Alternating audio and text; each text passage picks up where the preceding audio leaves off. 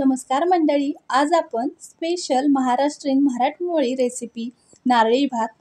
तो गोडा असतो, पण मी तिखटमध्ये नारळी भात कसा करायचा तो तुम्हाला दाखवणार आहे. तिखट नारळी भाताची चव अप्रतिम आहे. तुम्ही नक्की ट्राय करून बघा. स्वतः केलेली रेसिपी आहे, तुम्हाला नक्की आवडेल. या नारळी भातामध्ये भरपूर भाज्यांचाही समावेश आहे. तुम्ही नक्की करून बघा, खूप पौष्टिक आहे. नारळी भातासाठी मी ओल्या नारळाची 1 वाटी घेऊन फ्रेश त्यामध्ये मी बारीक तुकडे करून टाकले आणि 5-6 हिरव्या मिरच्या, 1 इंच आलं आणि लसणाच्या 10-12 पाकळ्या घेऊन चांगली पेस्ट करून घेतली ओबडधोबड. कुकरमध्ये 4 पळी तेल घातलेले आहे आणि त्यामध्ये मी 3 हिरव्या वेलच्या, 1 मोठी वेलची, लवंग अर्धा चमचा, धने अर्धा चमचा, मिरे अर्धा चमचा, 2 ते 3 तमालपत्रिका, बडीशेप 1 चमचा, जिरे 1 चमचा, 2 स्टारफूल, दालचिनीचे तुकडे करून घेतलेले आहेत मी 1 चमचा भरून. हे सगळे खडे मसाले चांगले तेलामध्ये फ्राय करून घ्यायचे 1 मिनिटभर आणि आपल्या नारळी भाताला छान फ्लेवर येतो.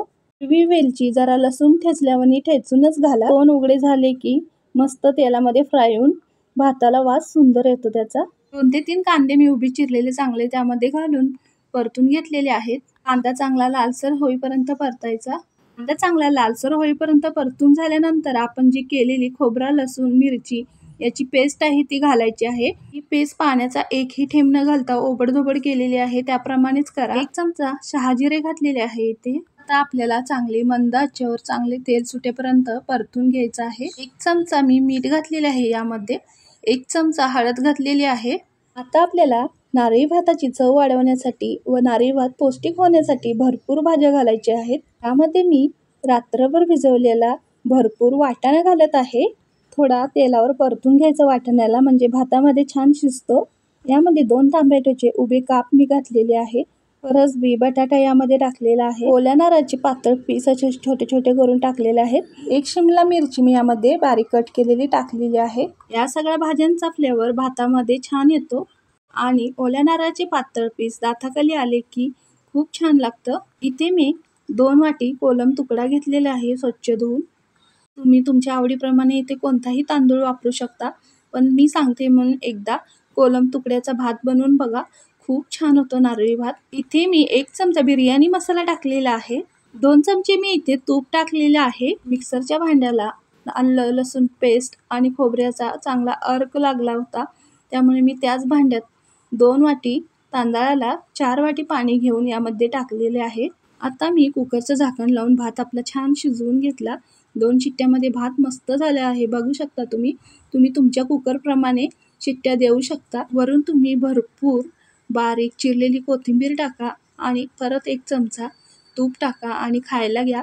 दह्यासोबत, लोणच्यासोबत किंवा ताकासोबत किंवा असाही खाऊ शकता तुम्ही. अप्रतिम चवीचा आपला नारळी भात काय नारळी पुलाव तयार झालेला आहे. नक्की ट्राय करून बघा. ही माझी रेसिपी आहे. गोडमध्ये नारळी भात आपण करतो तर नेहमी खातो, पण तिखटमध्ये अजून कोणीही केलेली नाही रेसिपी. ती मी तुम्हाला दाखवली आहे कशी करायची. नक्की एकदा ट्राय करून बघा. तुम्ही ओल्या नारळाचा किसही यामध्ये घालू शकता. अप्रतिम चवीचा तिखट नारळी भात आपला तयार आहे. नक्की ट्राय करून बघा. तुम्ही आधी नक्की ट्राय करून बघा, नंतर मग मला लाईक करा. तुम्ही स्वतः कमेंट कराल की ही रेसिपी कशी आहे ती सांगण्यासाठी. आणि तुम्हाला रेसिपी आवडली की तुमच्या मित्रमंडळींना शेअर करा. एकदा या तिखट नारळी भाताची चव तुम्हाला कळाली की तुम्ही नेहमी हाच भात करून खाल याची गॅरंटी मी तुम्हाला देत आहे. पण प्लीज ही रेसिपी नक्की ट्राय करून बघा. मस्त चव होते ह्याची. चव तुम्ही मिस करू नका, म्हणून मी तुम्हाला एक रिक्वेस्ट करत आहे. मंडळी, लहानांबरोबर मोठेही अगदी खुश होते हा नारळी भात खाल्ल्यानंतर. तुम्ही नक्की ट्राय करा. लहान मुलांसाठी चविष्ट तर आहेच, पण पौष्टिकही आहे, कारण की यात आपण भरपूर भाज्यांचाही समावेश केलेला आहे. हा भात तुम्ही ताकासोबत, दहीसोबत किंवा असाचही खाऊ शकता.